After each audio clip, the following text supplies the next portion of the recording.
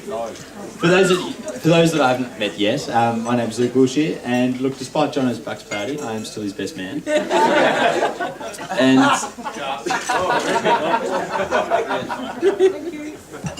drooping like Jono when he's Bucks party. Look, I know a lot of you have been looking forward to this speech, hoping that it's of quality, but I think what the Bucks party has taught us is that just because the speech has been delivered from Adelaide and we're paying it by the hour, there are no such quality assurance.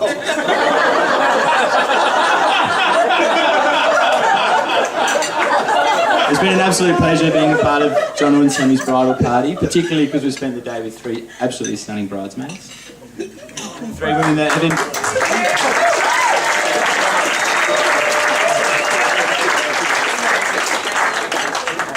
In fact, there's only one woman that has outshined them today. Kathy Johnson, you're looking as ravishing as always.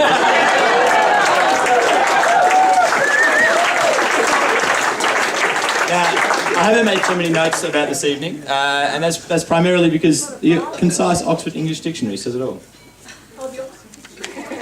Now, I must say, I did originally look at a Harvard dictionary, but it seemed that the crimson graduates were a little oblivious to the following definition.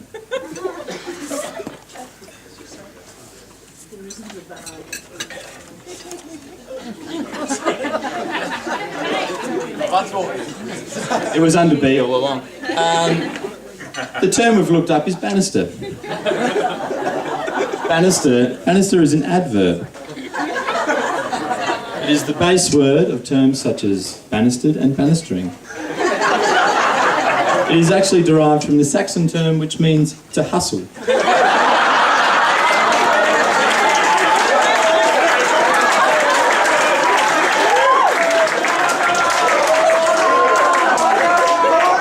The Oxford English Dictionary states that to banister is to acquire one's wealth, means, or wares by their own volition, whilst rendering them completely oblivious to your own personal agenda.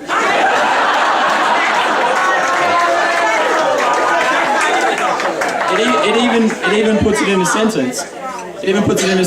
It says, I just banistered Willshire into storing 500 kilograms worth of offshore sailing gear in his former housemate's girlfriend's garage.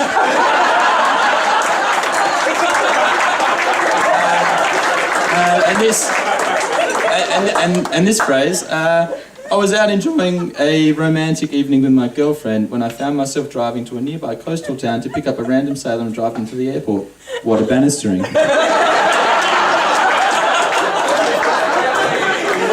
In fact, when you're being banistered, it doesn't just affect you, it affects your entire family.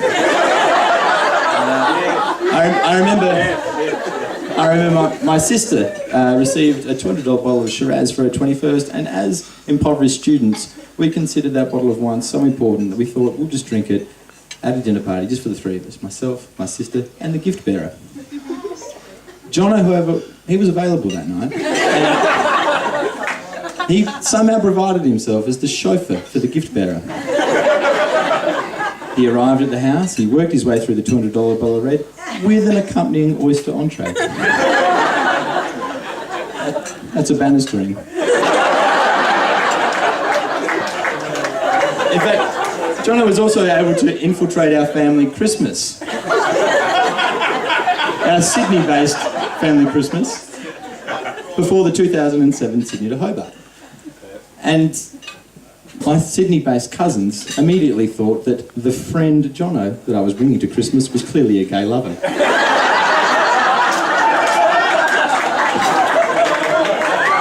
Suffice to say that all rumours were quashed after Jono spent the entire day staring at my cousin's cleavage.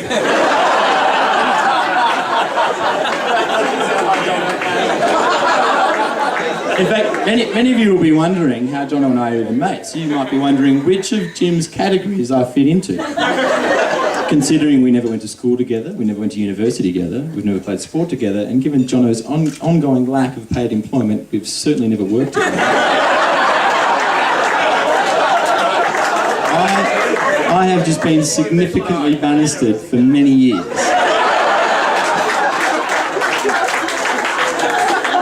Now, several people have already touched on it, but I'd like to regale you with the ultimate banistering. The year was 2002. There was a beautiful Year 11 Scots collegian, accelerated academically by her first instalment of an American education, as well as a precocious aptitude.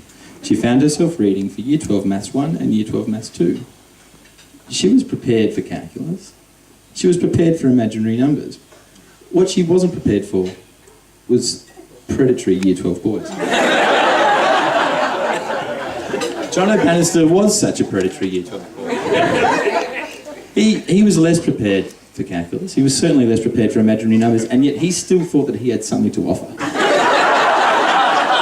He suggested to the young, innocent blonde that they study together. Not having a predilection for sailing nerds, the young girl graciously declined. And declined. And declined. Jono even arrived one evening at the Johnson family doorstep, ready to give a tutorial, albeit uninvited. With punnet of ice cream in hand, Jono would not yield. Meanwhile, Sammy found herself inside, appealing to her mother, telling him, "Just tell him I'm not here."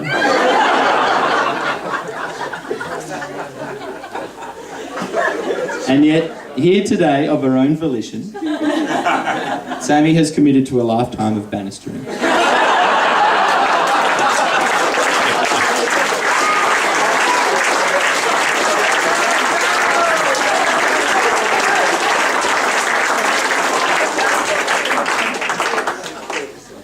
On a serious note, as individuals, Sammy and Jono, they will support you, they'll entertain you, and they'll certainly inspire you.